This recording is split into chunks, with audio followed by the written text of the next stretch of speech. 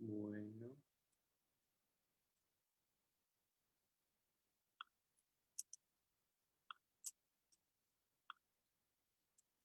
Bueno, muy buenos días a todos y todas que se están conectando. Vamos a empezar en unos pocos minutos. Estamos acá terminando como de organizar todo.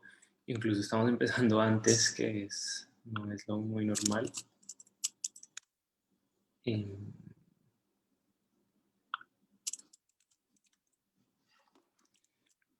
A ver.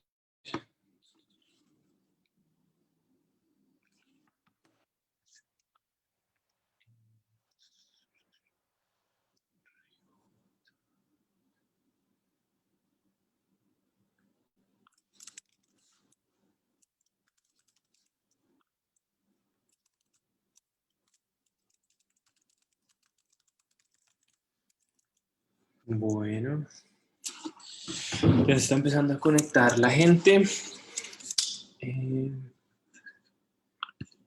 Voy como a empezar.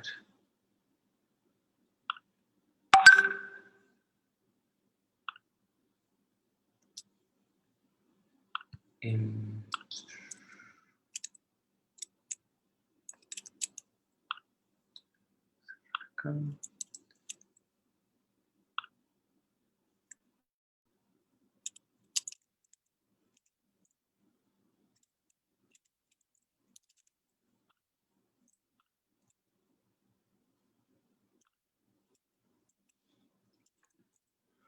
Bueno, ya tenemos más personas conectadas, 5 minutos más para empezar nuestra presentación, nuestra charla. Tenemos a 3 invitados muy especiales, arquitectos del paisaje que han trabajado en temas del río, de diferentes ríos, sistemas hidráulicos, y la idea de esta charla es que nos presenten y tengamos una discusión sobre cómo los ríos los podemos pensar de manera diferente a lo que lo hemos venido pensando tradicionalmente acá en la Sabana, en Cajicá y en Colombia en general. Entonces, unos minutos más y ya vamos a empezar. Creo que esto no funciona así.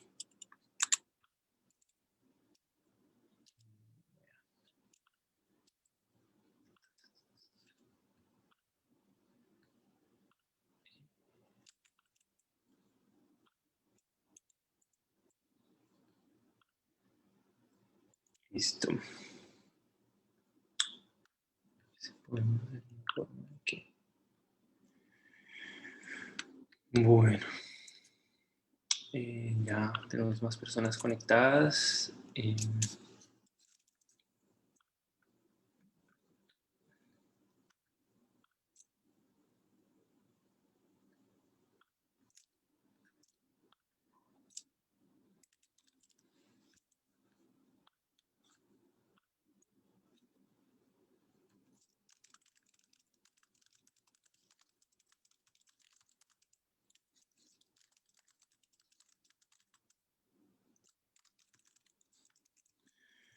Bueno, buenos días. Hoy es sábado. Espero que estén aprovechando esta mañana de sábado.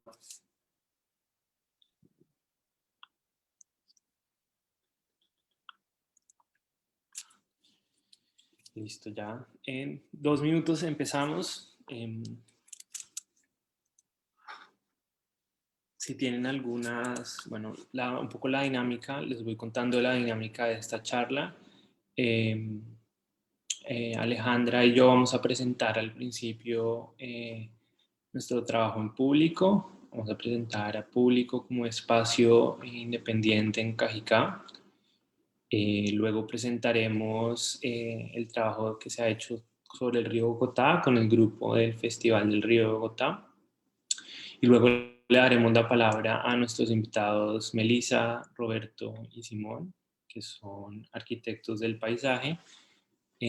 Acá está Alejandra.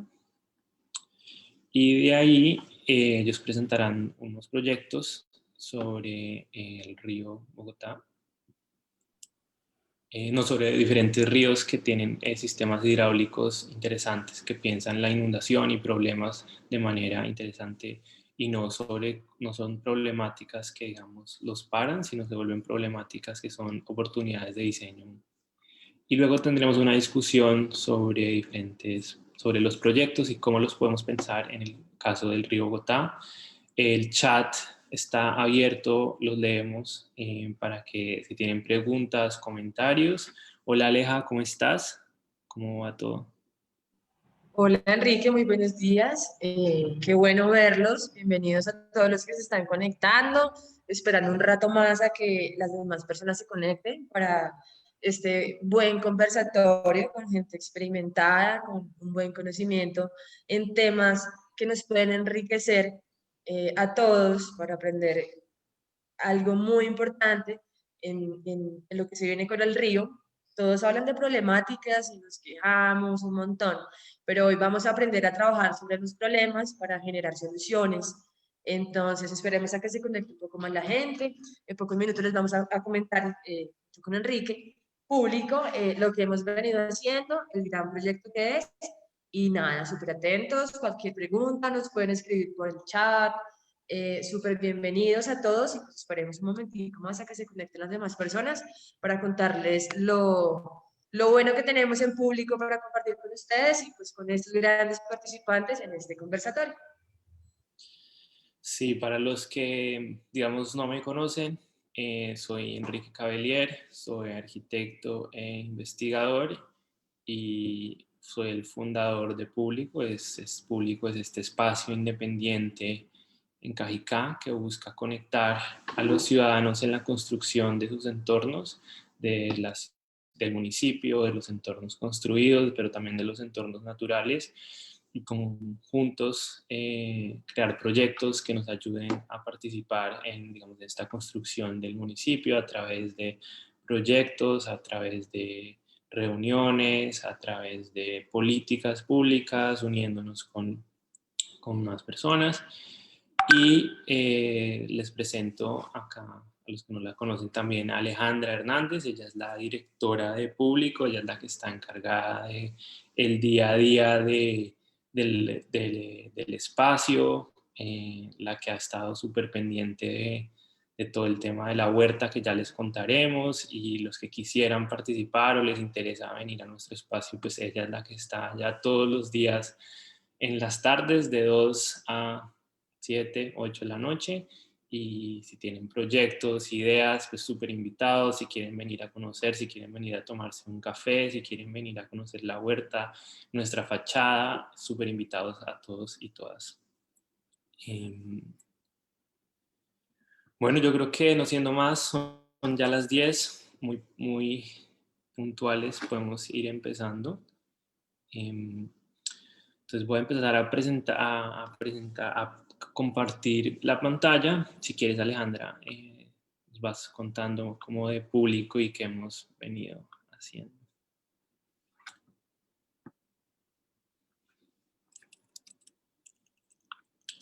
Ahí está la pantalla, sí.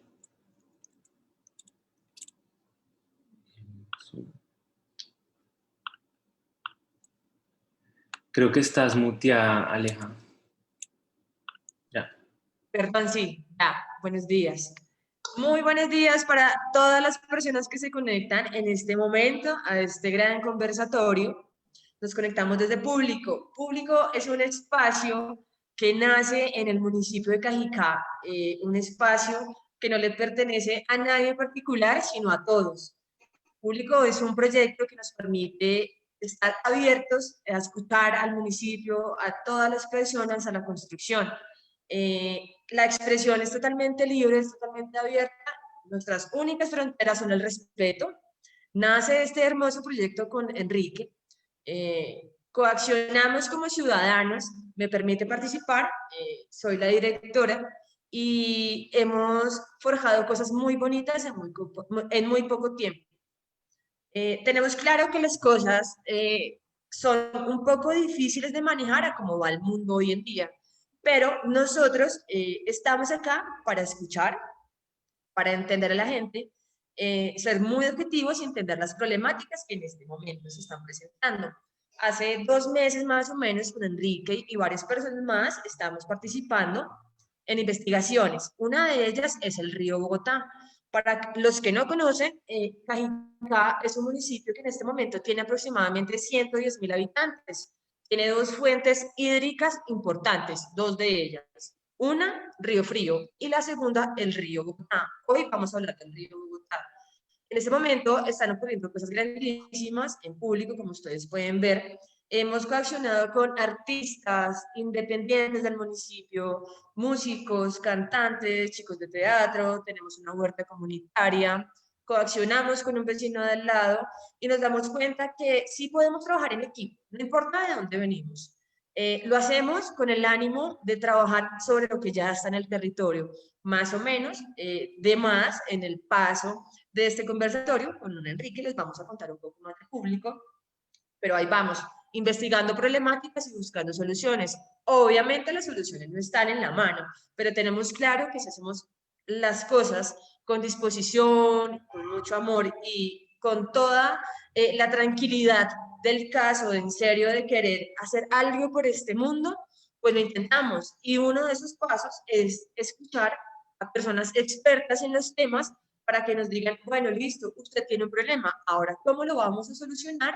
¿O cómo hacemos para llevar este problema de una forma un poco más amable con nosotros como ciudadanos? Entonces, Enrique, ¿qué quieres contar de público tú? El fundador, ¿por qué nace este proyecto tan hermoso? ¿Por qué en Cajicá? ¿Por qué el río? Cuéntanos un poquito por qué nace esto. Gracias Alejandra por esa introducción y por hablar. Y bueno, como les comenté, Alejandra, ella es la directora, es la que está eh, en el día a día de, de público. Por favor, las personas, los que quieran, súper invitados, allá estaremos siempre con ella, dándoles un espacio para trabajar. Público nace como una tesis de maestría. Yo estaba interesado, yo soy arquitecto e investigador y me ha interesado mucho cómo hacer que las personas y las comunidades participen de forma activa en la construcción de sus entornos, no solo a través de como, digamos, porque digamos por ley en Colombia, las comunidades tienen que participar en, digamos, la creación de los POTs, tienen que ser invitadas en proyectos tan grandes como el río Gotá, que les contaremos. Pues tiene que haber sistemas participativos, pero a las personas que están, digamos, en posiciones de poder no les interesa mucho compartir con las comunidades, porque abrir la palabra a todos se vuelve para ellos un problema. Entonces buscan unas participaciones con sus compinches, amigos, donde se vuelven más validadores que, digamos, una participación activa. Entonces, digamos, con esa idea de cómo crear, cómo involucrar a la ciudadanía en participar en nuestro municipio, eh, eh, viendo como referentes de proyectos en Latinoamérica y en Inglaterra específicamente, se me ocurrió la idea de crear un espacio que era, al principio, pues era como unas 4 paredes en blanco que se abría a la comunidad y les decía, bueno, este es un espacio en blanco, ¿ustedes qué harían y cómo nos organizamos para participar en la construcción de nuestro municipio con todas las problemáticas que hay en Cajicá? Y bueno, hace ya 2 meses abrimos y ha sido una experiencia muy grata, hemos conectado con mucha gente, hemos eh, hecho ya 2 proyectos, digamos, finalizados desde público, con todo un trabajo de comunidad y construcción muy hermosos. Uno fue pintar nuestra fachada, que está... espera.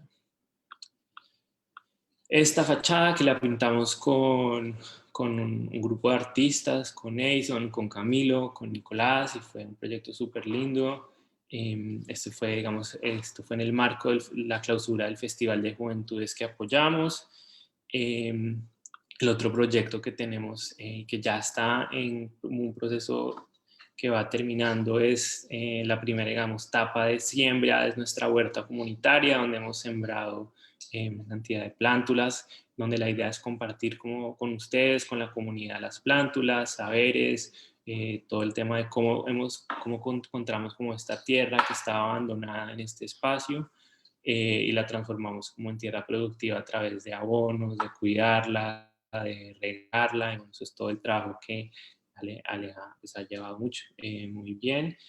Y el proyecto que queremos hablar hoy es el que estamos manejando, llevando como más a fuerza, con un grupo de jóvenes, de adultos, de profesionales, abogados, de biólogos. Es el Festival del Río, eh, que nació, digamos, durante el Festival de la Juventud en septiembre. Empezamos a hacer unas caminatas sobre el río, y nos encontramos con este grupo de apasionados por las aves que se llama Alas Andinas, Cajicá Biodiversa, que lo maneja Andrés Alarcón con su hermano Juan Pablo y con Arcadio, y con ellos fuimos a encontrarnos con este río, un poco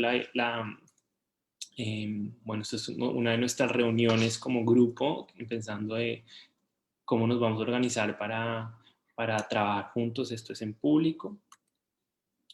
Eh, con ellos, bueno, nos encontramos esta problemática que ya les vamos a hablar, y fue como, bueno, ¿cómo podemos accionar en comunidad ante todos estos problemas? Y fue, bueno, creemos, lo primero, nuestro paso fue necesitamos informarle a la comunidad de Cajicá lo que está pasando, y decidimos crear este Festival del Río, que era un espacio que buscábamos no solo presentar las problemáticas, sino que la gente conociera y se conectara con un río que está totalmente abandonado en Cajicá. No todas las personas estábamos muy conscientes de la magnitud del río en Cajicá. Realmente es toda la parte este del municipio. Y bueno, entonces fueron 2 días increíbles. Imprimimos carteles, recorrimos el río, hablamos de las problemáticas, hicimos una comparsa con una tela que representaba un poco el río, y la llevamos por todo el municipio haciendo cantos, comunicándole a las personas cómo el río se toma Cajicá. Necesitamos que nos apoyen, necesitamos que nos multipliquemos. Eh, el lunes tuvimos unas charlas con artistas en el río, en una finca, y hablábamos de problemáticas, pero también hubieron presentaciones de artistas increíbles, y fue realmente un ambiente muy, muy especial. Bueno, continuando en esto, ya contándoles un poco más de esta problemática y entrar ya como en el tema de nuestra charla. Este es un mapa de Cajicá de 1944 que me encontré investigando la Luis Ángel Arango en Bogotá, y me pareció súper interesante porque el mapa empieza a mostrar todos los sistemas hídricos del municipio. Cuando uno piensa en los ríos de Cajicá, como lo decía como lo decía Alejandra, realmente solo pensamos en el río Bogotá y en el río Frío, pero pues tenemos que ser conscientes que está también el río Teusacá, que baja de la Calera, y tenemos todo un sistema de quebradas, de vallados, y es todo un sistema básicamente que se conecta entre ellos.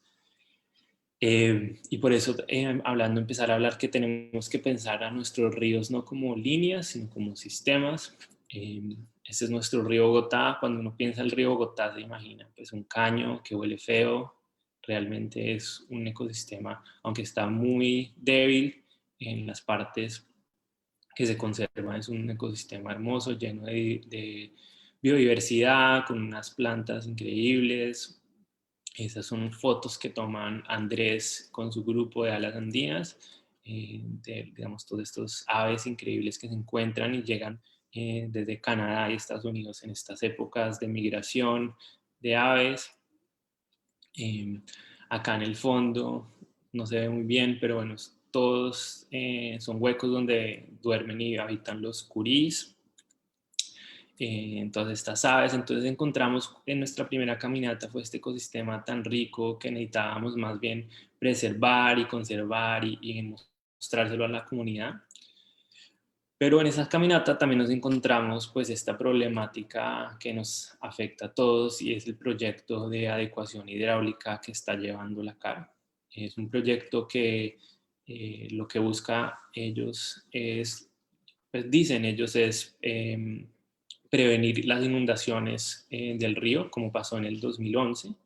¿Y cómo lo están haciendo? Lo están haciendo a través de ampliar el lecho del río y con ese material que sacan de la ampliación construyen unos jarillones pues para prevenir que el agua se desborde. ¿Qué pasa con este proyecto? Digamos, y ahora vamos a entrar más en la problemática con nuestros invitados, pero digamos en temas que empezamos a ver como temas de comunidad y ecológicos, es que tumban todos los árboles, todos los juncos nativos, todo el ecosistema tan rico que vimos, pues lo tumban y queda esto, queda unas arenales donde no queda absolutamente nada, donde no hay un plan claro de reforestación, donde no hay una estrategia de mitigación de daños ambientales, donde pues están estas máquinas todo el tiempo y este es digamos el punto clave donde estamos en este momento y es el proyecto arranca en Soacha y en este momento termina en Sesquilé. El proyecto de Soacha hasta Bogotá ya está terminado, hasta Cajicá ya está terminado y continuará su siguiente etapa en Sesquilé, hasta Sesquilé en los próximos meses. Y es, digamos, ese es el punto donde el proyecto está terminado, donde podemos ver este es Puente Vargas en Cajicá que comunica hacia el municipio de Sopó y ahí es donde el proyecto termina. Entonces, como pueden ver a la izquierda tenemos el río como en su estado más original y a la derecha está pues toda esta afectación del río. Esto ¿qué permite? Permite que el río no se inunde y que básicamente las tierras alrededor se protejan y puedan hablar de que se pueda construir digamos más conjuntos y condominios. Estas son más como imágenes con un profesional alquilamos un dron y estuvimos recorriendo el río y grabando toda esta problemática para entender y compartirla con ustedes. Bueno, entonces, no siendo más, ya quisiera entrar a presentar a nuestros invitados de hoy, a Melissa, a Roberto y a Simón. Bueno, en toda esta problemática nos empezamos con el grupo del río, era cómo podemos imaginarnos un proyecto diferente, cómo podemos imaginarnos un río que no se inunde o si se inunde cause oportunidades y no problemas y cómo podemos pensar que los ríos son más sistemas que trabajan con todos los vallados, las quebradas, el ecosistema y no es una línea que se inunda y tenemos que controlarla. Entonces, en esa contacté a Melissa, yo trabajé con Melissa, los dos somos arquitectos y trabajamos en una oficina y básicamente ella pues es arquitecta del paisaje y bueno, le dije, como estoy haciendo este proyecto, ¿te interesaría participar? Y me dijo, listo, de una, hagamos una discusión y ella me puso en contacto con Roberto y Simón, a Simón también ya lo conocía. Para las personas que no saben, arquitectura del paisaje es una profesión que no se conoce mucho en Colombia, pero es súper importante, que busca un poco trabajar en el diseño del paisaje, como diseñamos, digamos, los arquitectos diseñan edificios, los arquitectos del paisaje diseñan paisajes pensando más en sistemas, en parques, y bueno, pues ya nos darán un poco. Voy a introducir rápidamente a los tres panelistas y le daremos la palabra a Melissa.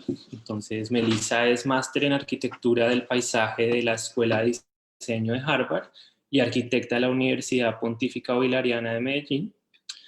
Con su proyecto Sistemas Contemporáneos en los antiguos jardines de Esquisito, en Portugal, Melissa recibió el Frederick Sheldon Traveling Fellowship de la Universidad de Harvard. Su trabajo académico ha sido publicado por la Facultad de Arquitectura y Urbanismo de la Universidad de Sao Paulo, la Facultad de Arquitectura y Diseño de la Universidad Pontífica Bolivariana y más recientemente por la Escuela de Arquitectura de Harvard. Melissa ejerce como arquitecta desde el 2010 y su experiencia incluye la dirección de concursos y proyectos para LA Office y Masanti Arquitectos, y recientemente como arquitecta del paisaje, Melissa ha sido directora de diseño de Mockley Park en Boston, en Estados Unidos, y actualmente es asociada en Mass Design Group. Roberto es arquitecto y arquitecto del paisaje con estudios y licenciatura en el Tecnológico de Monterrey y una maestría en arquitectura del paisaje en Harvard. Se ha enfocado en la relación del paisaje con la etnografía y la historia medioambiental. Ha sido investigador en el Critical Landscape Lab, un laboratorio multidisciplinario de paisaje y antropología, así como en The Mexican Cities Initiative, ambos en Harvard. Previamente trabajó en GSA Taller de Arquitectura, colaborando en proyectos de arquitectura y paisaje con talleres como Esnojeta y Manuel Cervantes Studio, y anteriormente trabajó en la consultoría de bienes raíces Orange Investment en Monterrey. Actualmente trabaja en la firma Arquitectura de Paisaje y Planeación Urbana en BMBA. Y Simón es diseñador y colombiano con un título de arquitecto de la Universidad de los Andes y una maestría en Arquitectura del Paisaje de la Universidad de Harvard. Antes de realizar la maestría, Simón trabajó en oficinas de diseño arquitectónico como el equipo Masante, Reir Arquitectos y su propia oficina Proyecto Octadero, taller de arquitectura. En la actualidad es arquitecto del paisaje en Palmori Associates en la ciudad de Nueva York. Los intereses de Simón se encuentran en la intersección e interacción de las dinámicas urbanas y el entorno construido y los procesos naturales. En su ejercicio profesional y académico busca conciliar las actividades e infraestructuras que soportan el funcionamiento de una ciudad dinámica con las condiciones necesarias para una estructura ecológica sana y robusta. Bueno, no siendo más, muchas gracias Simón, Roberto y Melissa por estar acá. Le doy la palabra a Melissa para que nos presente su charla.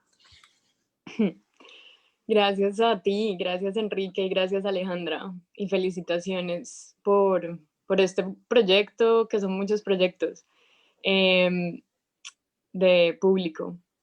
Yo traigo dos experiencias académicas o profesionales que incorporan sistemas hidráulicos naturales o preexistentes a las condiciones de urbanización o de asentamiento humano y viceversa.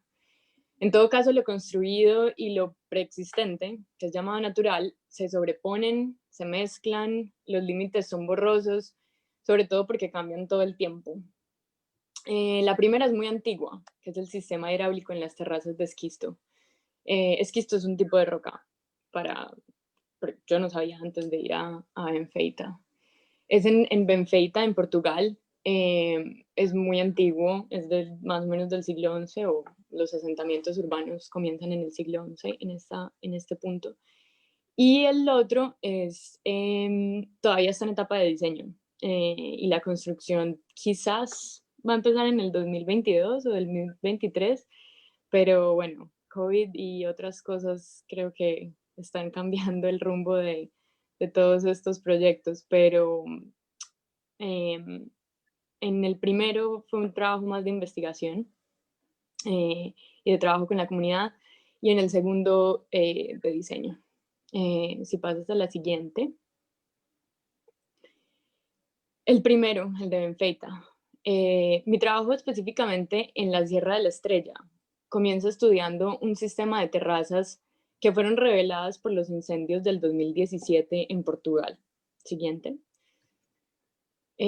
Los incendios son una condición regular en esta región, pero nunca habían llegado tan cerca y dejado tantas pérdidas como en esa temporada. Siguiente.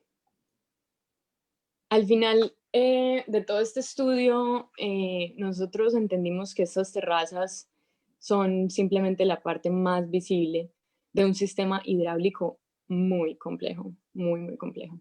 Siguiente. Aquí la comunidad, la cultura, el territorio, todo está completamente relacionado con este sistema de diques, de túneles, de represas, de canales, de esclusas y de terrazas, finalmente. Si pasas a la siguiente, no sé si el video se comienza. Ahí. No. Estos pueblos, los pueblos alrededor de este sistema de territorio, de terrazas, son del siglo XII más o menos, y probablemente este sistema sea una adaptación de la técnica mudéjar en la zona. Pero según profesores de la Universidad de Coimbra, este sistema hidráulico creció en respuesta al cultivo de maíz cuando la población alcanzó su pico de densidad demográfica luego de la colonia de América, obviamente. Cubría varios valles en la región. Contrario a drenar, y esto es lo importante y por eso lo traigo acá, que fue el proyecto hidráulico urbano del siglo pasado y todavía sigue siendo el proyecto hidráulico en nuestro país muchas veces, el proyecto de ingeniería en esta región fue el de transportar, y siento mucho que el video no esté, pues esté como entrecortado, pero la idea aquí era transportar agua desde varios puntos altos de la montaña y prolongar su paso por la mayor cantidad de superficie posible, aprovechando cada gota antes de que volviera a su curso, al curso normal del río. Eso es mucho más difícil de lo que se escucha, sobre todo si el sistema se construye únicamente de un material, que en este caso era esta roca, esquisto, y se adapta a cada condición topográfica, a cada árbol, a cada roca, a cada condición de humedad, a cada vecino, porque finalmente también lo que quiero hacer énfasis acá es que este proyecto requiere mucha negociación, porque no tiene un solo dueño, no tiene un solo veedor, eh, pero digamos, cada lugar por donde pasa el agua del río se vuelve un punto de contacto. Si quieres pasamos a la siguiente diapositiva, que lo que quiero es hacer como un paralelo entre lo que me presentas del proyecto que hay en Bogotá y digamos este sistema. Un proyecto de drenaje, que es como voy a hablar de este tipo o sea, de canalización y de drenaje en general es relativamente costoso en su inversión inicial. ¿Por qué? Porque está aislado de cualquier sistema humano y no humano en toda su longitud. Es decir, la idea es aislarlo de todo lo que toca a su paso. Entonces, como hay que aislarlo, hay compra de tierras o expropiación, requiere grandes movimientos civiles porque no se adapta, simplemente traza líneas muy, muy simples. A la derecha vemos una mina de agua, también es la manera de cómo se divierte el agua aquí, se desvía el agua. Este sistema que traigo pues de Portugal se adapta a cada condición física y preexistente, como dije, y requiere la participación de toda la comunidad. Estas negociaciones son fundamentales y quiero hacer énfasis otra vez porque requieren habilidades pues mucho más elaboradas y generan una distribución del poder de acción, pues, y puede crecer según la necesidad. El proyecto de la izquierda es simple, como dije, y simplifica todo a su paso. Es decir, ecosistemas, relación con el agua, relación social, está sobresimplificada, como podemos ver ahí. Y en el de la derecha es un sistema que multiplica los eventos del agua y los eventos sociales. Drenar no involucra los ciclos preexistentes del agua, y esto no ha sido una preocupación, ¿no? Pero yo creo, pues es decir, debido a la densidad demográfica, esto requiere más estudios. Si quieres pasas a la siguiente.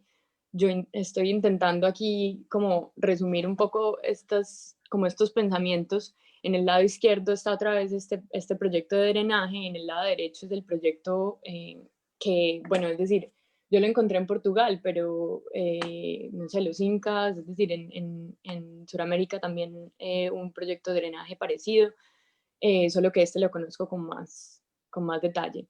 En el proyecto de la izquierda, digamos, de arriba hacia abajo, es un tema como de tiempo, ¿no? Entonces comienza, realmente es usualmente al drenar de un punto A a un punto B, el punto B siendo mar, otros canales, etcétera, es transferir de A a B, ¿no? El problema.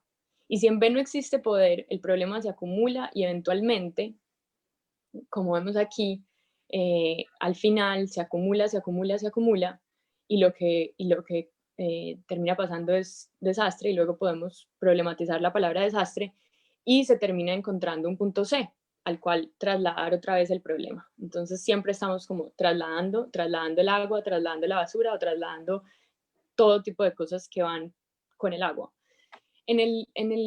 Digamos, en la alternativa que presento a la derecha, de A a B,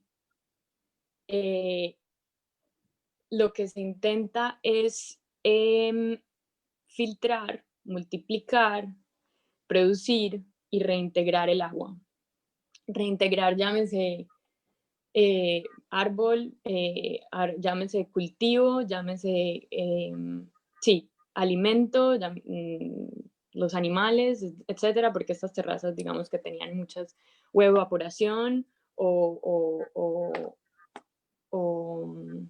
sistema de agua, pues de acuíferos. Y en la siguiente, bueno, y finalmente la mayor eficiencia de la izquierda, del proyecto de la izquierda, que es el proyecto que se presenta para el río Bogotá, la mayor eficiencia se cuenta por la mayor velocidad en que el agua se va.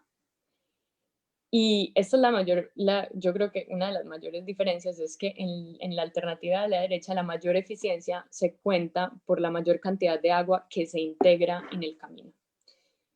Entonces, lo último que quiero decir de esta diapositiva es que tampoco es toda el agua la que se está reintegrando, sino simplemente un excedente de esa agua del río. Es decir, no todo el río pasa por todas las terrazas, sino solamente un excedente de esa agua. Entonces hay como una sensibilidad al respecto. Siguiente. Quería dar dar Sí. una reflexión súper rápida ahí, y es que pues el río Bogotá originalmente tiene un sistema de humedales muy grande, ¿no? Y en los últimos, que funciona un poco como la estrategia que tú presentas, ¿no? Estos humedales se vuelven lugares donde el agua en casos de inundación el agua se queda y después se reparte, digamos, ahí, pero como en los últimos años hemos secado estos humedales, pues se vuelve esta problemática donde siempre se evacua el agua, ¿cierto? Evacuar el agua y evacuar a dónde, ¿no? Es decir, la pregunta es ¿a dónde se evacúa? Normalmente se evacúa donde no hay poder ni influencia, son geografías racializadas o hay cierta exclusión o es simplemente la parte de atrás de algo, ¿sí? Y hasta que no hay un evento desafortunado o hasta que alguien con más, bueno, una comunidad con más influencia, porque nunca es alguien, es una comunidad, no se ve afectada, no se genera la transferencia del problema o generalmente no es la solución. Sí. Bueno, esto es el otro. Voy a ver cuánto tiempo tengo. Esto es muy rápido, porque este es el proyecto de acá de Boston y lo traía porque es como una manera de pensar las inundaciones y cómo digamos, la infraestructura que se genera para mitigar los riesgos en términos humanos es solamente una excusa para otras cosas, para otros proyectos, para proyectos de recreación, de deporte, de investigación, etc. Esto pues es como, no sé si a ustedes les impresiona, pero lo que está en verde oscuro al lado izquierdo es la tierra original, ¿no? En Boston. Y todo lo que es verde claro son rellenos, estructuras, etc. Todo eso es lo que Boston creció para, para, para que fuera, digamos, el centro urbano que tenemos hoy. Esto pasó en más o menos 400 años, son rellenos, estructuras, etc. Sin embargo, si pasas a la siguiente, con el incremento del nivel del mar, las recientes administraciones y residentes han sido forzados a pensar la relación con el agua. Este es el mapa de inundación. Y digamos que el mapa de inundación está, pues es en gran parte digamos, lo que ha sido rellenado, pues rellenado o ganado del mar. La comunidad se unió en organizaciones no gubernamentales como Boston Harbor Now, y la ciudad, la ciudad también ha respondido desde el sector público con un plan sensible a la magnitud y a la diversidad del problema. O sea, aquí se entiende que no hay una respuesta única porque no hay una problemática única. Eso sí, todas las respuestas tienen que ser coordinadas. O sea, no porque sean múltiples intervenciones quiere decir que no hay una coordinación. Tiene que haber una coordinación porque lo que pasa en, no sé, en la inundación, si quieres pasas a la siguiente. Lo que pasa aquí, donde está la flecha roja, que es que es el proyecto en el que trabajé yo, que es, pues es un gran proyecto de múltiples intervenciones, afecta a lo que pasa en el naranja o en el amarillo. Entonces es muy interesante porque esta es una entrada importante del agua que inundaría otras partes más sensibles de la ciudad, ¿cierto? Porque este parque, que lo que está en verde, lo que está con la flecha roja, es el sur de Boston, que es una sección de la ciudad que ha sido relativamente excluida de la inversión y pues y es problemática, ¿no? El agua entra por ahí y va a inundar, bueno, no solamente por ahí, pero digamos que para simplificar un poco la exposición, afecta a las zonas que están en naranja y en amarillo. Detener el flujo de agua en este punto se volvió una de las prioridades de inversión de la ciudad. Y una versión rígida y simplificada, como los proyectos de drenaje tipo siglo pasado, diques, murallas, rellenos, parecería la respuesta natural. Pero como expliqué, la administración y con una importante presión de las comunidades académicas y locales, por eso el proyecto de ustedes es muy importante, se busca involucrar otras dinámicas en estos espacios de mitigación del desastre. Es decir, disminuir el impacto de las inundaciones es solamente un pretexto para otras cosas, ¿no? Lo que dije ahorita, espacios de recreación, deporte, exploración, juego, intercambio. Y por otro lado, intentar, bueno, este proyecto también intentaba, y si quieres pasas a la siguiente, eh, y digo intentar porque esto es muy difícil y yo creo que Simón y Roberto van a hablar de eso un poco más. Integrar condiciones que favorezcan, se te bloqueó. Sí, espera. Ya. Dale, tranquilo. Que favorezcan la mitigación, la migración de fauna y flora en el cambiante escenario del aumento del nivel del mar o de las inundaciones, que puede ser lo mismo el nivel del mar o el nivel del río. Espera, Con un el problema contexto acá. urbano. Dale, tranquilo. En este proyecto es muy importante entender que hay ciclos largos y hay ciclos cortos. Es decir, el aumento del nivel del agua pasa en ciclos de 20 años, pero hay, digamos, las mareas pasan en otros ciclos. Y que requiere que diferentes sectores públicos y privados unan esfuerzos, ¿no? O sea, vivienda para reducir la gentrificación.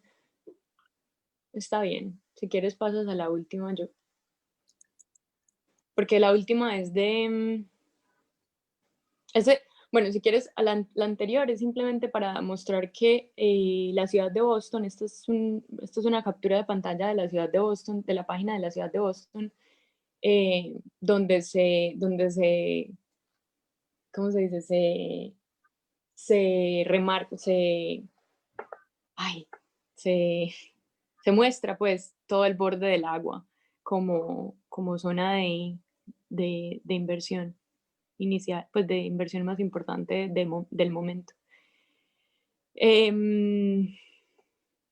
Sí, la siguiente, y como digo, yo creo que podemos hablar de eso más al final en el tema de la discusión, es No nos está... No se está aprendiendo. Está bien, Ahí está. ahí está.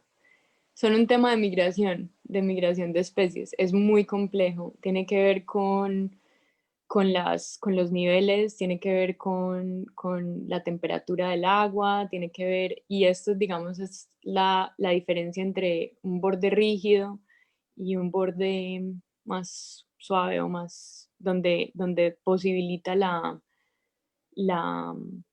digamos, el movimiento de estas especies hacia, bueno, que puedan sobrevivir a todo lo que está pasando en términos de gran escala. Entonces, Rob, yo creo que es tu turno. Me voy a apagar por el momento. Buenísimo. Sí, bueno, antes que nada, muchísimas gracias, Alejandra, Enrique, público. Está excelente esta iniciativa. Me entusiasma muchísimo. Yo voy a presentar dos casos de estudio de mi parte. Uno, el río Er en Ginebra, en Suiza, un proyecto que inició en el 2001. Y la parte de análisis contextual de mi tesis que acabo de presentar en mayo. Entonces, empezando por el río Er en Ginebra, en Suiza, iniciamos con el contexto de un río que ha tenido intervenciones humanas por miles de años, iniciando por procesos de agricultura y más recientemente en el siglo XIX canalización extensa al grado de estar prácticamente completamente canalizada. Así que la siguiente diapositiva podemos mostrar. Entonces, lo que sucede en el 2001 es, hay una decisión que se tiene que tomar.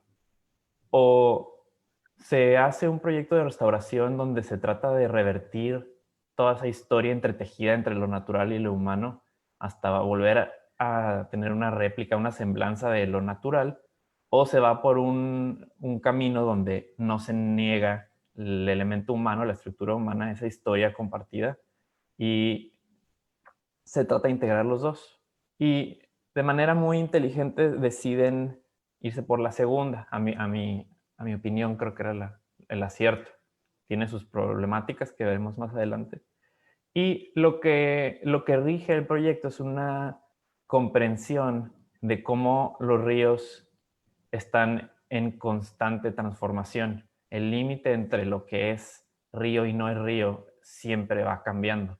Y creo que esta imagen, por lo menos para los arquitectos de paisajes y cartógrafos, es emblemática, que es el curso del río Mississippi, trazado, mostrando casi 1000 años de cambios en su curso.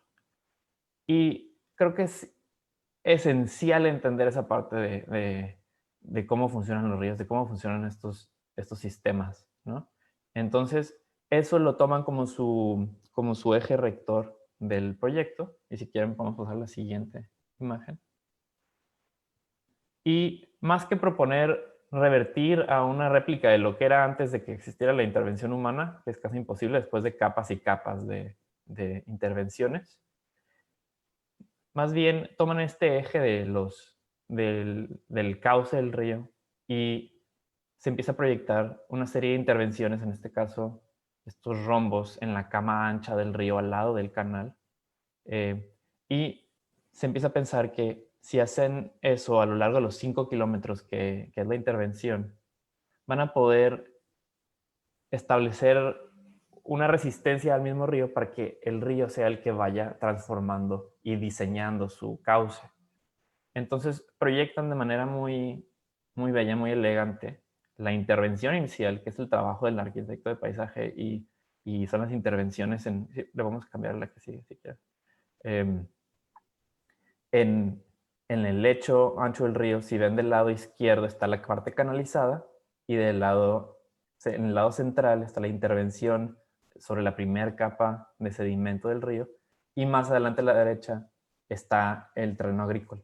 Entonces básicamente lo que ellos proponen es abrir partes de la canalización y dejar que se desborde el río, y al desbordarse el río encuentra esta resistencia de los surcos que se trazan, y esto mismo empieza una dinámica de movimientos de sedimentos, de nutrientes, y crea una transición mucho más suave entre lo que es el canal rígido, esta nueva propuesta, y las áreas que existen de uso humano y algunas naturales. Así seguimos la diapositiva.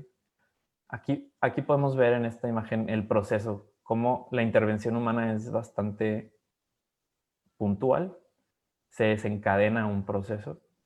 Y otra parte interesante es, no se pretende volver a un estado que es prácticamente imposible en una zona rodeada de zona agrícola y urbana.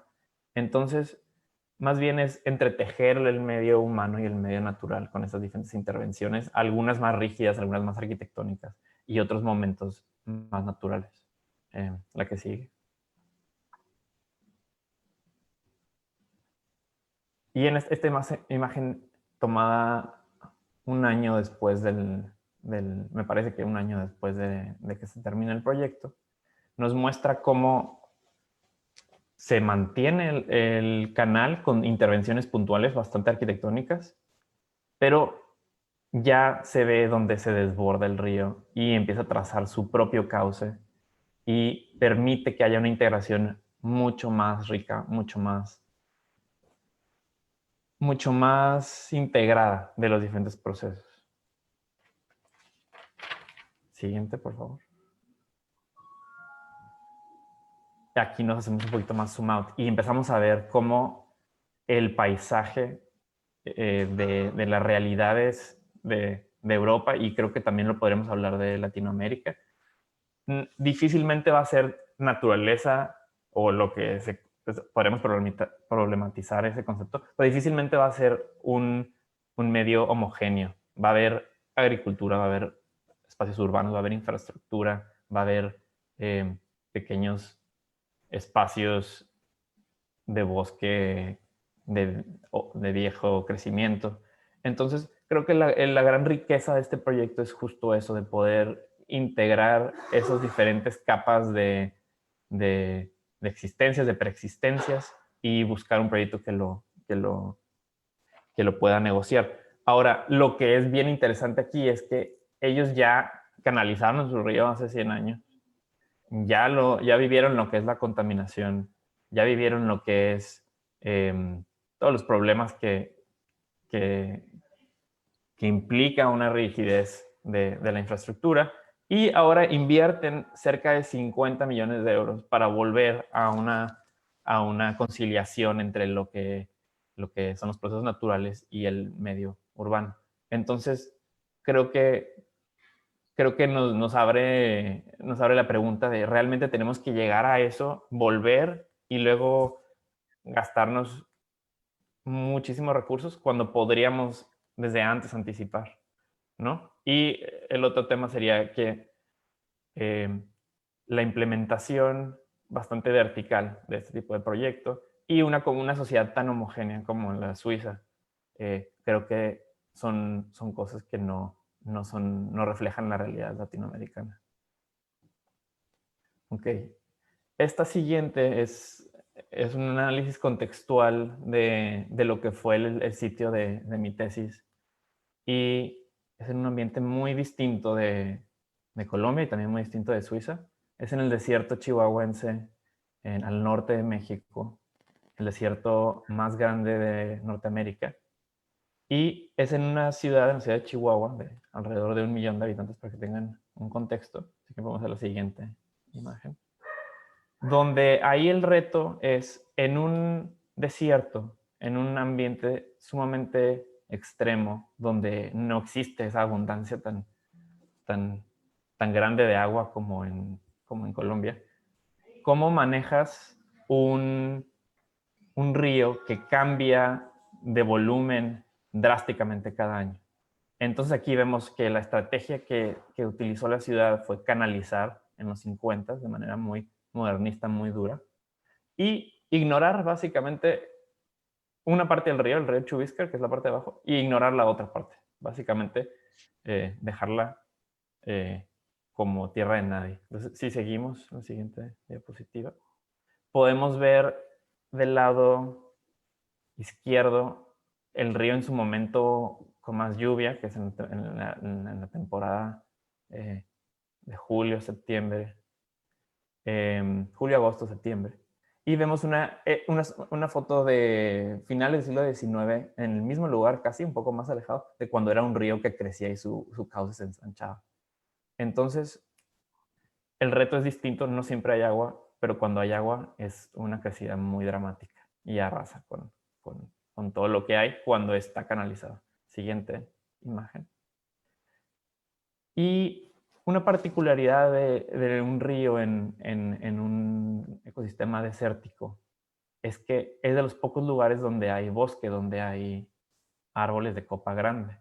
Y en este caso son álamos y sauces y dependen de estos pulsos, de estas temporadas de grandes volúmenes de agua para irrigarse, pero más importantemente para distribuirse y que las nuevas semillas crezcan. Entonces, estos ríos y estos bosques de álamos han sido esenciales para que las comunidades humanas puedan vivir en un ambiente tan inhóspito como podría ser el desierto chihuahuense.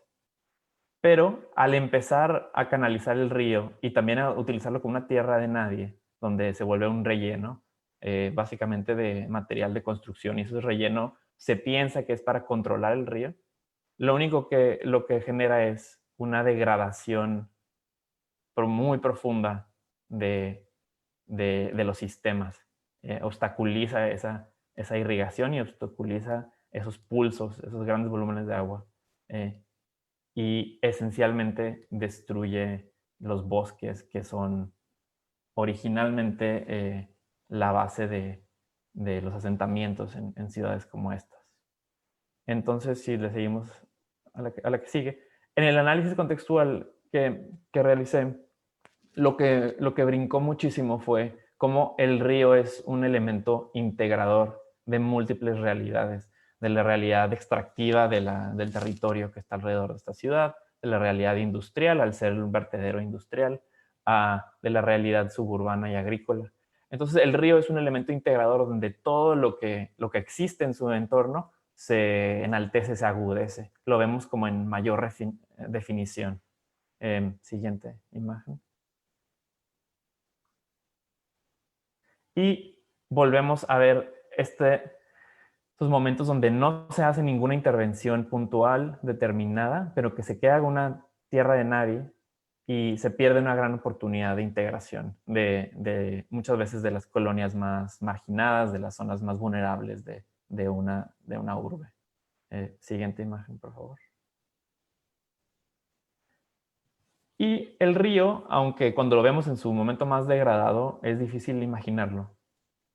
Viene de un paisaje que también es el paisaje que produce la riqueza de esta región, la minería, la agricultura, el bosque. Entonces, el río integra no nada más los procesos naturales, pero también integra el paisaje, integra la cultura, integra los antecedentes de por qué se creó la ciudad. Esto es todo una caminata desde los orígenes del río hasta donde se junta a llegar a ser el río Sacramento. El que sigue, por favor. Entonces, contextualmente, para recalcar eso otra vez, de manera regional suceden unas dinámicas de extracción, de degradación, de minería, de modificación a los ríos y a todos los elementos de agua. Y en la ciudad se ven integrados, más bien se ven representados de manera más aguda esos mismos procesos, pero en un ambiente mucho más pequeño. El que sigue. Y básicamente de mi investigación, lo que me pareció muy importante integrar y que me dio mucha luz fue integrar comunidades humanas que aquí vienen marcadas todas con cruces y letras. En este caso de una de las etnias más importantes de la región, los Rarámuri, que ellos mismos han sido desplazados y han visto su entorno completamente modificado en la región y llegan a la ciudad a colonias marginadas, muchas veces cerca del cauce del río. Y empezamos a pensar que no podemos intervenir o proponer una solución para un río sin pensar en las comunidades que se ven directamente afectadas por nuestras intervenciones y que podrían aportar grandes conocimientos, gran sabiduría para intervenirlo en primer lugar. Entonces, así como el río viene de la sierra, del territorio de alrededor, llega a la ciudad y encuentra muchas fuerzas actuando sobre él, igual las comunidades, en este caso la comunidad Rarámuri, se encuentra con una situación parecida. Y aquí solamente estamos viendo cómo partimos de la topografía, de la matriz urbana, el crecimiento, y finalmente podemos empezar a tener una propuesta donde entretejemos unas intervenciones puntuales sobre el río, muy parecidas a las que vimos en el proyecto anterior, pero integrando comunidades locales al proyecto. Y el que sigue. Otra vez, solamente de una manera más estática, es pensar que sí podemos intervenir sobre el río, pero de igual valor o más importante es pensar en intervenciones y participaciones de las comunidades a las que está afectando el río y que también inciden sobre el río. Entonces, creo que ya lo platicó Melissa y es una recurrente. Tiene que ser un proceso que venga desde un conocimiento contextual y etnográfico de la zona.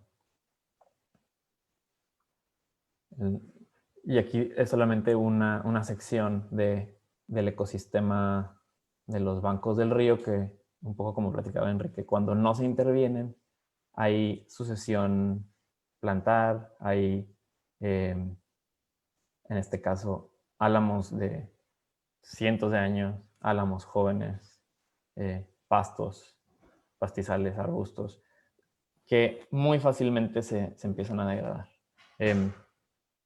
Creo que la siguiente ya es Simón, ¿verdad? Sí, bueno, muchas gracias. Bueno, primero que nada, muchísimas gracias Enrique y Alejandra por la invitación.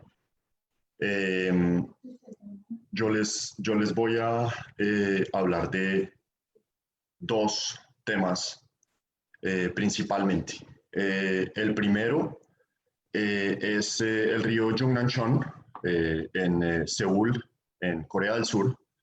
Es un río que está en un contexto extremadamente urbanizado. Este es un río que tiene más o menos unos 200 metros de sección y es un afluente del río Han, que es un río muchísimo más grande, que es el río principal de Seúl, que tiene casi 1 kilómetro en sección.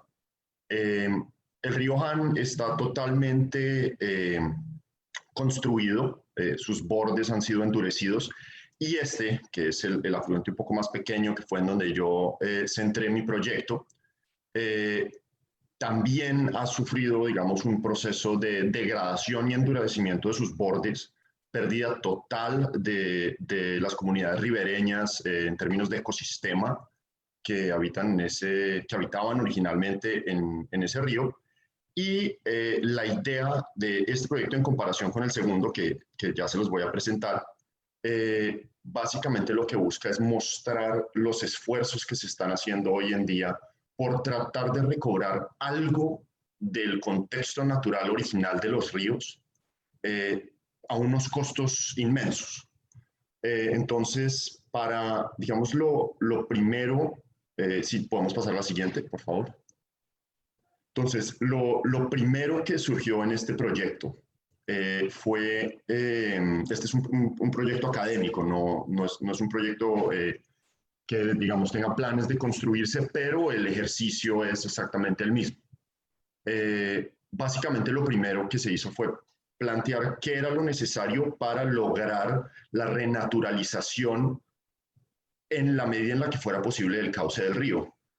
Y digamos que con lo que yo logré definir era que se necesitaba crear unos centros de nucleación, que es una estrategia que se utiliza muchísimo en restauración ambiental, que es crear puntos de distribución de semillas, de métodos de distribución de semillas para poder recuperar zonas en donde ya alrededor no hay bosques nativos, no hay ecosistemas fuertes que puedan generar ese influjo de semillas. Y entonces de esta forma uno lo que busca es creando esos puntos en donde empieza a haber ese esparcimiento de insumos, empieza entonces a replegarse un poco como mancha de aceite, esa reforestación, y que en este caso sería la restauración del ecosistema ribereño.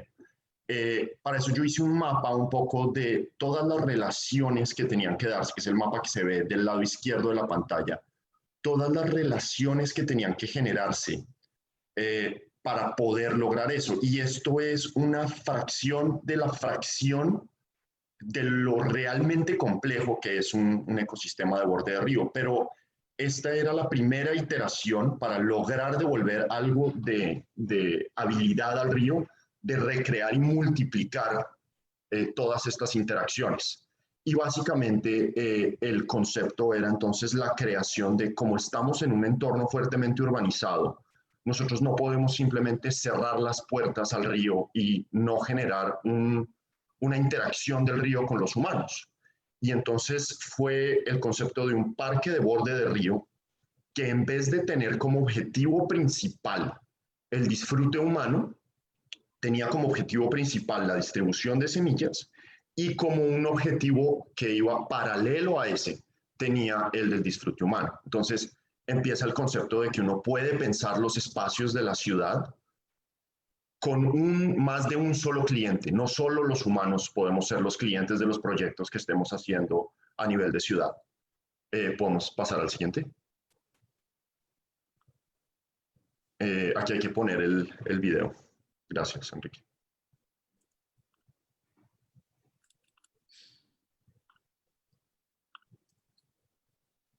Entonces, básicamente, lo primero que se hace es deconstruir por completo todas las propuestas anacrónicas de ingeniería que había a los lados del río. El río estaba utilizado principalmente para desplazamientos vehiculares, contención de las aguas, y lo que se hace es tratar de devolver un borde blando al río que de todas formas obliga a hacer un cierto control de inundación porque ya estamos en un entorno fuertemente urbanizado, pero lo que busca es agrandar muchísimo ese entorno en el que el río tiene la posibilidad de volver a inundar, y a través de los parques crear entonces ese sistema que devuelve las semillas, devuelve el influjo de semillas y devuelve la habilidad del río de sostener un ecosistema fuerte en sus bordes. Entonces, este video un poco muestra es la evolución del proceso de sucesión forestal de las comunidades ribereñas del río y cómo el río, digamos, interactúa con las inundaciones, cómo esas mismas inundaciones son beneficiosas para las comunidades de borde de río porque dispersan semillas, generan cambios y todas estas cosas, digamos, a las que no estamos muy acostumbrados, que creo que en mi comentario de cierre voy a hablar un poco de eso, de cómo nosotros vemos los ríos conceptualmente. Creo que podemos seguir adelante.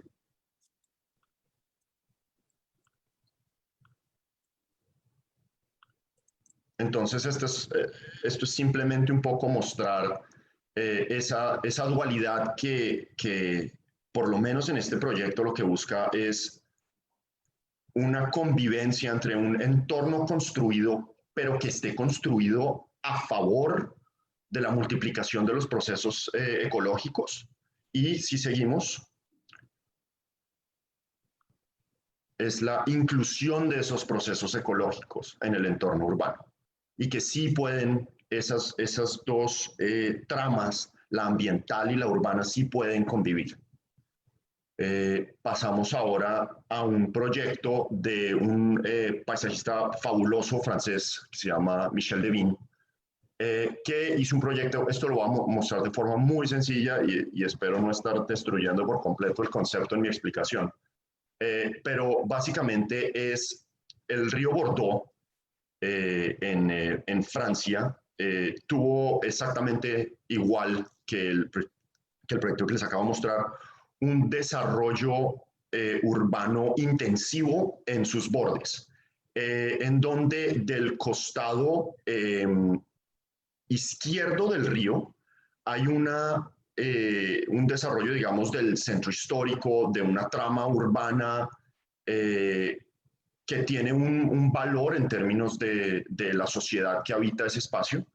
Y del otro lado, el costado derecho, tuvo un desarrollo muchísimo más industrial, que hoy, digamos, con la evolución de la ciudad, ese espacio industrial ha caído un poco en desuso y ha perdido el valor que tenía en términos de la ciudad. Y entonces el proceso, digamos, que desarrolla Michel Devin para este proyecto es simplemente un proyecto de generación de un sistema de recompra de predios que busca reverdecer las áreas del borde del río. Entonces, básicamente tiene un sistema de patrones de siembra mezclado con paletas de especies y un sistema de mantenimiento y apropiación de la comunidad de estos espacios. Es un proyecto muy, muy sencillo, pero básicamente lo que muestra, y la razón por la que lo quise traer, es que dentro de esa simplicidad hay un mundo de infraestructura detrás que tiene que moverse para el hecho de poder recuperar algo del verdor original de los lados del cauce del río. En este caso es un proceso costosísimo de recompra de predios, de restauración de los suelos, porque muchísimos de los suelos están fuertemente contaminados. Y por otro lado, digamos, de todo el tema de la infraestructura de devolver, así como en el proyecto anterior, insumos naturales que puedan robustecer el ecosistema de ese borde de río. Básicamente, estos dos proyectos, como les dije al comienzo, lo que buscan es hablar de los inmensos costos que vienen asociados a tratar de devolver algo de la naturaleza que hemos perdido en los ríos, y que es absurdo, absolutamente absurdo, que que lo que estamos haciendo en Bogotá, en un entorno que sería muy fácil de reverdecer, en un entorno en el que sería muy fácil crear un sistema de retrocesos, de retranqueos, para poder tener un río sano y atractivo para las personas que están viviendo en sus alrededores. Lo que estemos haciendo es destruyendo por completo el ecosistema. Y creo yo, este último comentario, creo que de pronto puede abrir un poco la discusión. Es que creo que nuestro problema de la forma en la que concebimos los ríos tiene su raíz en dos puntos fundamentales. Uno es el concepto que nosotros tenemos, digamos, de la legibilidad del territorio. Para nosotros el territorio es algo, digamos, que tenemos que poder dibujar de forma estática. Nosotros leemos y expresamos el territorio de forma estática, cuando eso es lo último que es. Y lo otro es que tenemos un concepto terracentrista de lo que es el territorio. Nosotros dibujamos el espacio seco porque es el espacio que entendemos. Pero, por ejemplo, si nosotros dibujáramos el entorno de un río en un día de lluvia, todo sería el río. Porque esa idea estática, digamos, nosotros dibujamos el río Bogotá como lo vemos a mano izquierda. Y a mano derecha, esta es otra sección del plano que había presentado Roberto antes, del río Mississippi. Esta es la forma en la que nosotros tratamos de entender, digamos, de que uno podría tratar de representar ese sistema de cambio.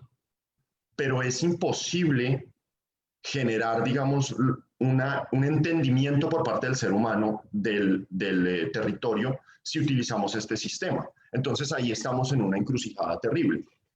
Por un lado tenemos eso. Es esa idea terracentrista, europea, estática, ingenieril del territorio, que, por ejemplo, este caso, cuando uno habla del río Amazonas, uno tiene que hablar del total, de la cuenca hídrica del río Amazonas. El río Amazonas no es, si pasamos a la siguiente, el río Amazonas nos lo muestra a nosotros en los planos que vemos todos los días, como ese dibujo de la derecha, cuando en realidad el río Amazonas es la mancha amarilla del dibujo de la izquierda, porque el río es su cuenca hídrica. El río es el territorio por donde el agua se desplaza.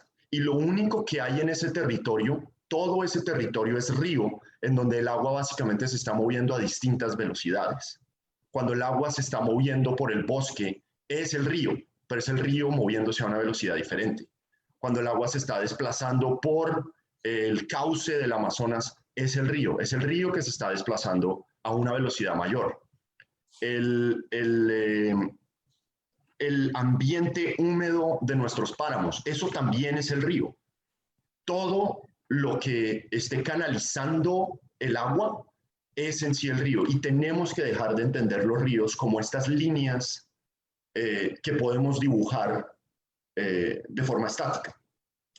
Eso amarrado al segundo concepto, que es muy rápido, que es nuestro entendimiento del desarrollo, que es un entendimiento americano, que básicamente es la multiplicación del capital, ¿cierto? Es lo que nos hace tratar los ríos y nuestros ecosistemas de esta forma. ¿Por qué para una carretera nosotros sí dibujamos unas áreas al lado y lado de esa carretera en donde no se puede construir? Para no afectar el flujo, para no afectar el tránsito. Pero nos es tan difícil hacer lo mismo para los ríos. Cuando nosotros vemos, por ejemplo, lo de las construcciones de la Universidad de La Sabana en Chía, que se inundan constantemente, pues por supuesto que se inundan, están en el área de inundación, están en el territorio del río. Y en vez de convivir y entender el ecosistema, lo que hacen es construir jarillones que destruyen por completo las características hidrológicas del río, y que además es una tarea sisifesca, porque el río es más poderoso que esas soluciones de ingeniería que nosotros estamos generando. Y entonces va a romper una y otra vez esos jarillones hasta el punto en el que nosotros entendamos que lo que toca es convivir con el río y no combatirlo. Yo, digamos, quería plantear ese como un tema que podíamos abrir a discusión. Espero no haberme extendido demasiado, aunque creo que lo hice. Voy a dejar de compartir y entramos ahora en modo más de discusión. Muchísimas gracias a los tres por este tiempo y por sus presentaciones. Acá leyendo los comentarios de las personas que nos están viendo, muy emocionados, muy agradecidos por esta presentación. Muchas de las personas que están acá conectadas están trabajando por la defensa de ríos, y creo que esto da unos imaginativos y unas ideas muy fuertes y muy interesantes. Pues me parece chévere, no sé si quieren, bueno, igual al público que nos está viendo, si tienen preguntas o comentarios, súper bienvenidos e incluirlos en la discusión. Creo que podríamos dedicarnos 20 minutos para hablar. Parecería chévere de pronto ampliar en lo que habla Simón al final, es cómo pensamos o cómo podemos volver a pensar que los ríos no son estas líneas en el paisaje, sino son sistemas que se complementan entre ellos. No sé si alguien quiere como ampliar un poco en lo que está hablando Simón, que es súper importante y súper interesante. No sé, yo creo que, Simón, yo creo que estamos de acuerdo que la alternativa no es dejar el río o volver, ¿no? O sea, volver a lo que el río era. Pues, o sea, quiero como hacer esa aclaración, porque creo que Roberto también la hizo y no sé si ustedes quieren como hacer algún énfasis en eso. O sea, yo creo que, digamos, en el primer proyecto que presenté, Está claro que es un sistema hidráulico muy complejo y hay bastante construcción y hay bastante intervención. Em, yo creo que la diferencia, bueno, hay muchas diferencias como dije, pero digamos que una de las diferencias es como cuánto más podemos diversificar o multiplicar los eventos de agua, ¿no? Una de las cosas. Es decir, creo además que la simplificación no, pues digamos, negativa en este caso y en muchos casos. Em, y entender, digamos, el río como la línea es como el vector, ¿no? Es como esa es la dirección en la que el agua va normalmente, ¿no? Pero, pero digamos, ¿cuáles son las otras maneras de volver más poroso o intensificar la relación con el agua en vez de simplificarla, ¿no?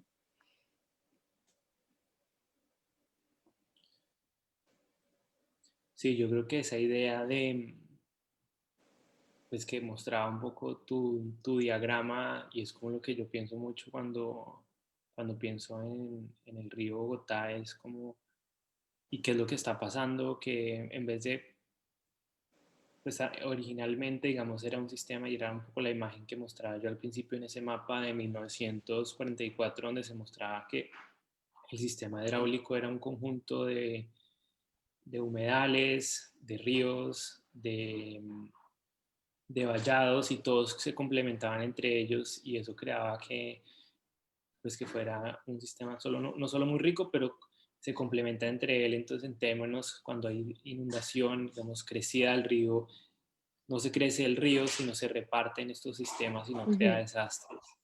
Eh, y esos desastres en sí se vuelven oportunidades de acumulación de aguas para cultivos y bueno, se vuelve una relación más interesante también con los habitantes alrededor.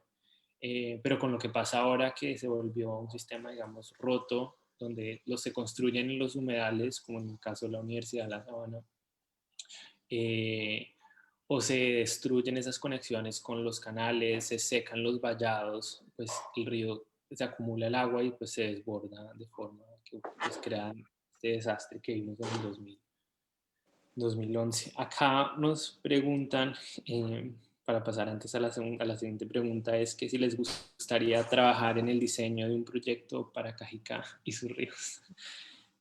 De hecho, Me yo imagino iba a que decir que o sea, yo creo, no sé si estoy muy optimista, pero yo creo que los proyectos, o sea, nosotros traemos proyectos, no sé, europeos, angloamericanos, y yo creo que los proyectos más complejos y más interesantes están por ser diseñados no solamente en Colombia, sino en nuestra región, o sea, trópico, subtrópico. Yo creo que eh, la extrema diversidad, todo es decir, son todos esos parámetros que hay que integrar en esos diseños hidráulicos, o sea, la diversidad ecológica y cultural. sí, ahí viene entonces como mi pregunta para todos es, ¿cómo podemos ser críticos de como estos proyectos que ustedes nos presentan y ser conscientes de que no solo se puede exportar como este modelo al contexto de Cajicá o contexto de la sabana o contexto latinoamericano? ¿Y cómo podemos pensar que estos proyectos de río se tienen que localizar en un contexto social, económico y ecológico específico? Que era como una de las discusiones. Creo que creo que es un punto esencial, ¿no? Que tenemos que hacer, que sería un grave error caer en una tendencia de nuestra región de una profesión o una autodenominada élite de venir a introducir modelos y querer tropicalizarlos.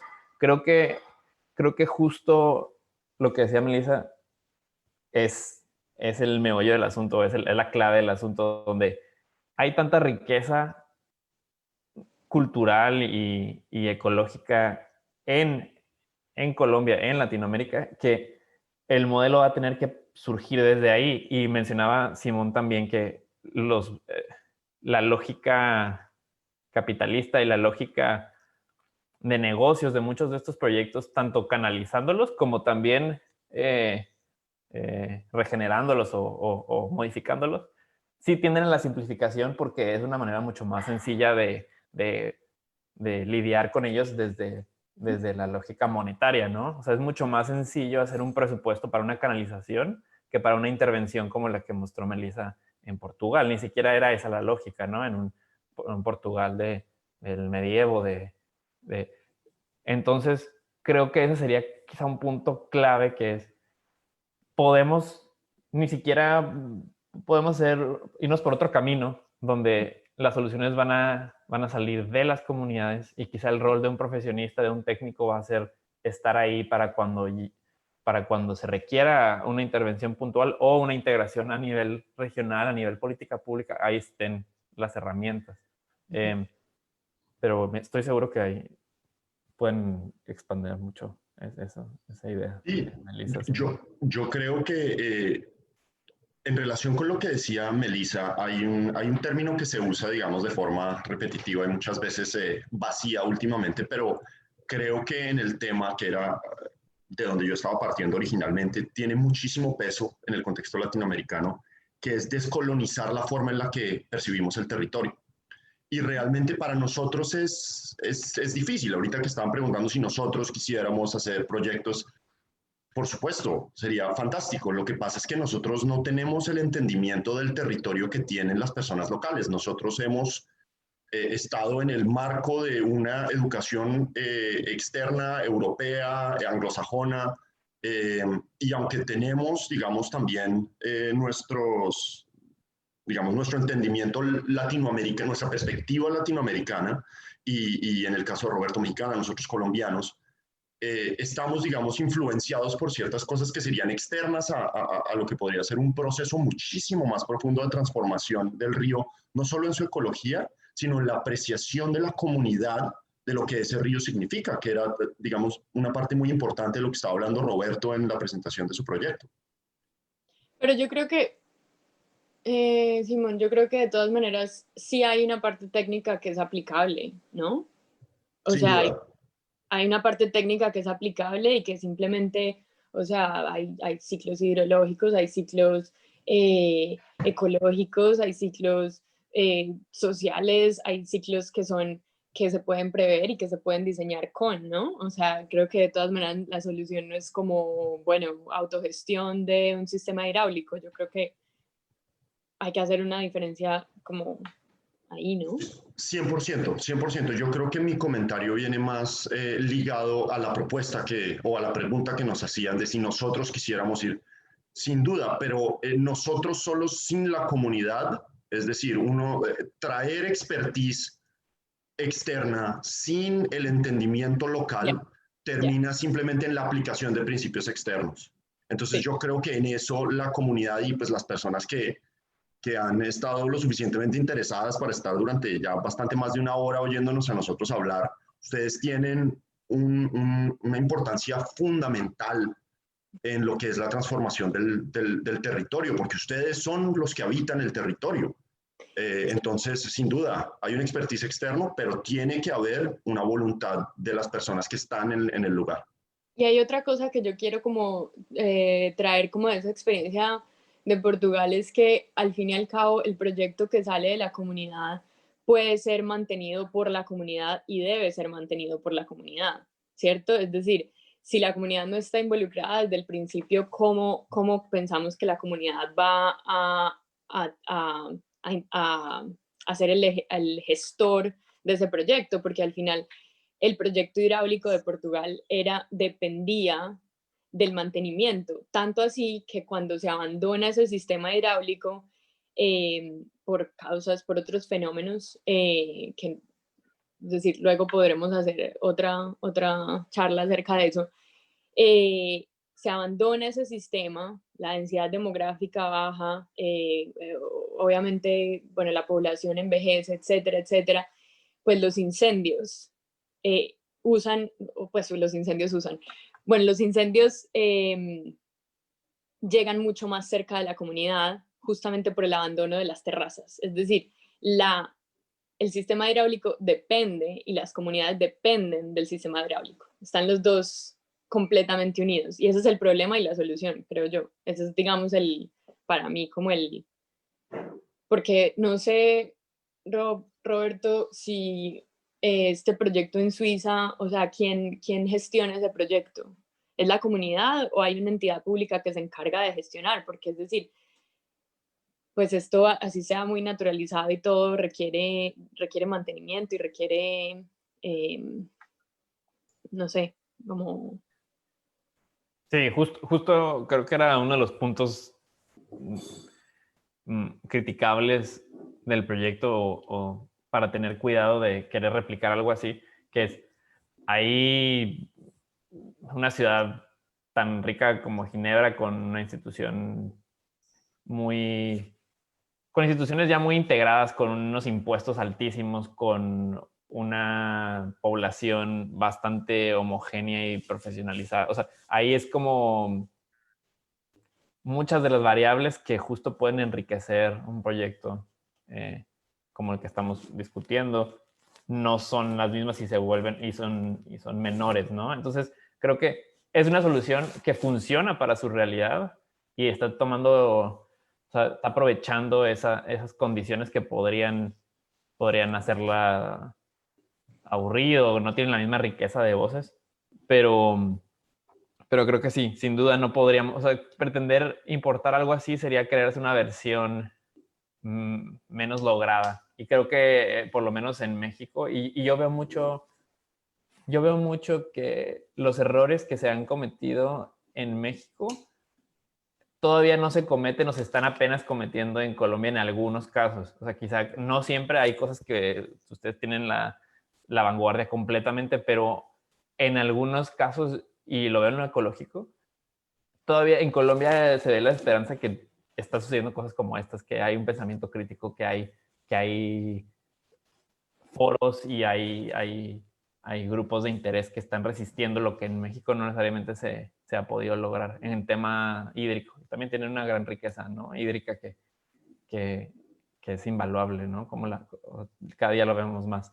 Pero volviendo por lo menos lo que ha pasado mucho en la región que conozco bien de México, el norte de México, es copiar tal cual proyectos norteamericanos y por la diferencia de condiciones lo que sucede son versiones menos logradas, cuando podríamos desde nuestra propia realidad tener la mejor versión de nuestros proyectos, ¿no? Entonces creo que sí, es súper importante entender ese ecosistema también institucional, ¿no?, de los actores y de cómo funciona ahí la toma de decisiones y en dónde puede que haya una falla o un desequilibrio grave de poder, ¿no?, en toma de decisiones, que creo que a veces lo mencionaste en tu diagrama, ¿no? Decías, cuando una comunidad no tiene el poder para incidir sobre su propio entorno y es la otra la que incide, es cuando pasan muchos desbalances. Creo que eso es súper importante. Bueno, muy bien, la verdad sí. Creo que eso es uno de los como principios de público, de ser ese espacio que le brinda a la comunidad esa conexión que no siempre es fácil de lograr ni crear. Y bueno, chévere poder participar o pensar que podríamos trabajar juntos en un proyecto para el río. Quería abrir el espacio antes a las personas del chat, y acá está María Mercedes Maldonado, que es una ambientalista y que ha estado súper conectada durante toda la charla. Bueno, los felicita y pregunta, bueno, leo todo el comentario. Una pregunta que puede ser difícil. La CAR ha hecho recientemente intervenciones de canalización en los ríos Bogotá, Río Frío, Teusacá y Chicú, con efectos muy negativos. ¿Qué se podría hacer para revertir esos efectos de alguna manera sobre la marcha del proyecto?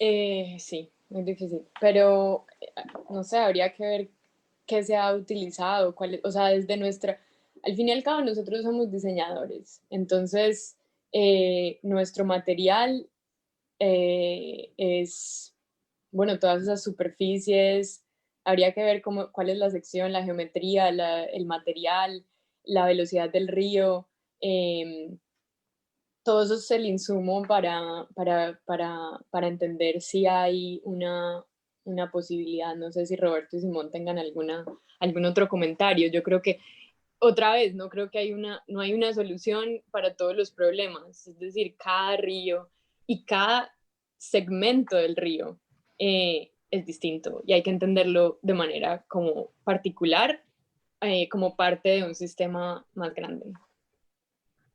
Yo estoy totalmente de acuerdo y quisiera añadir, digamos, yo creo que la primera acción para revertir los daños, digamos, mientras que los proyectos están andando, es precisamente esto que está pasando acá, y es que esas acciones, esa destrucción de los ecosistemas que ocurren constantemente en Colombia, tienen que volverse más visibles.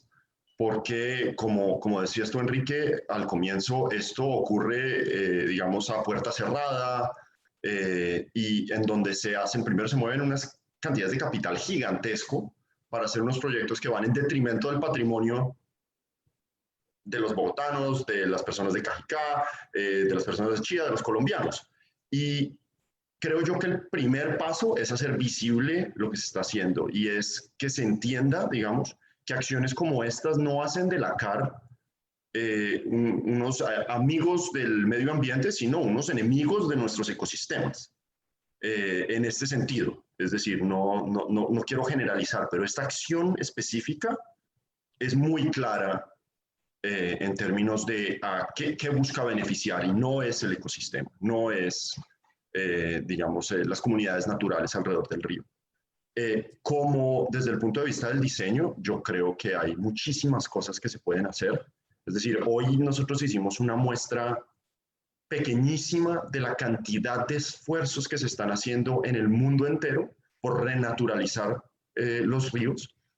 Y como dice Melissa, tenemos que evaluar, es decir, tocaría evaluar cuáles son las condiciones para poder traer un proyecto. Pero el paso uno es esto que está ocurriendo en este momento. Y me parece fantástico que María Mercedes Maldonado esté viendo esta discusión. Y quizá complementando nada más lo que dicen ambos, el tema de hablarle a cada quien en un idioma que entienda, ¿no? Entonces quizá a un diseñador, un paisajista, un ecologista, los términos que hemos estado usando en esta conversación son muy claros, pero quizá para otras disciplinas, para otros sectores de la población, el uso de la medición, ¿no? Creo que hay datos bastante objetivos que se podrían hacer. Se podría tomar medición de la calidad del agua, de la biodiversidad, de avistamiento de aves, como ya lo están haciendo.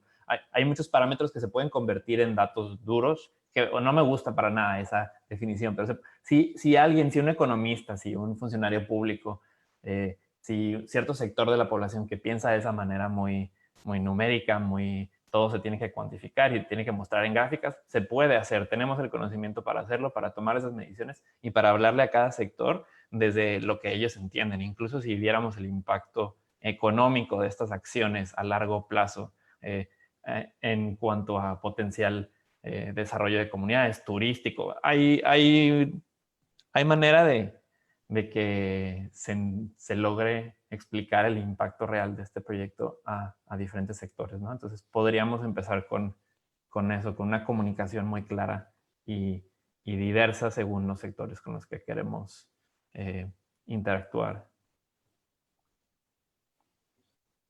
Bueno, muchísimas gracias por su tiempo. No quiero extender más esto. Creo que ha sido una conversación muy, muy valiosa. Desde Público estamos muy agradecidos por tomarse el tiempo, por las reuniones previas a esto, por toda la coordinación. No sé si Alejandra quieras decir como unas palabras de cierre. Sí, estoy impactada por escucharlos. Son unos tesos en lo que hacen y llegan en un momento en el que nosotros como ciudadanos empezamos a generar activismo para... Siento que Roberto acaba de describir una pequeña parte de lo que estamos haciendo nosotros como ciudadanos en este momento. Me voy a demorar 2 minutos. Esto inicia en una pajareada. Voy a leer un comentario de Andrés Alarcón, que es un chico activista del municipio, biólogo, un teso en pájaros, una vaina impresionante. Él dice, muy importante contemplar las otras especies como habitantes del río. Esto debe ser prioridad.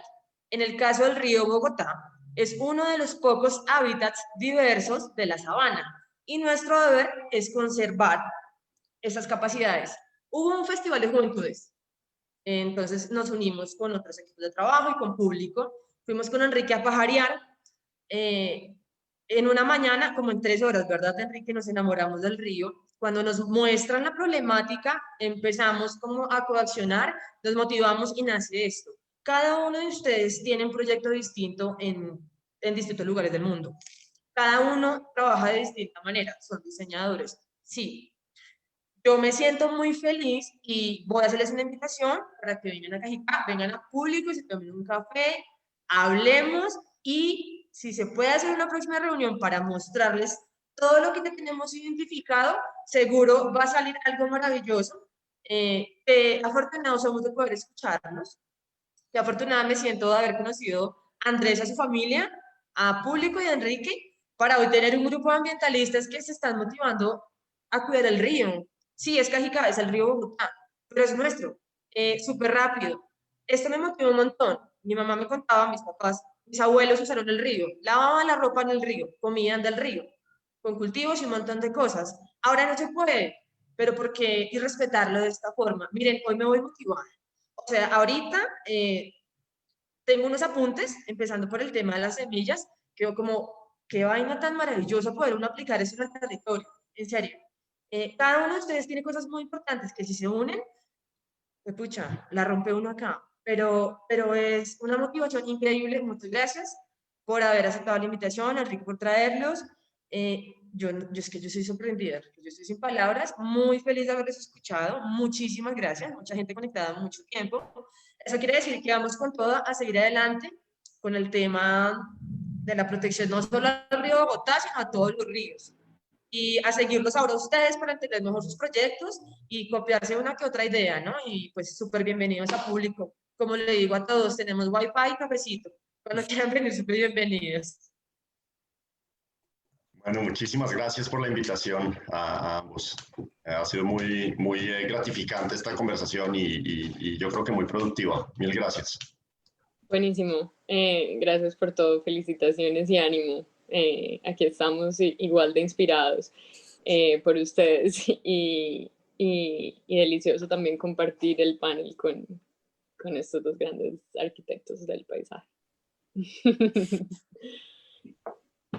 Sí, un placer y igualmente, Alejandra.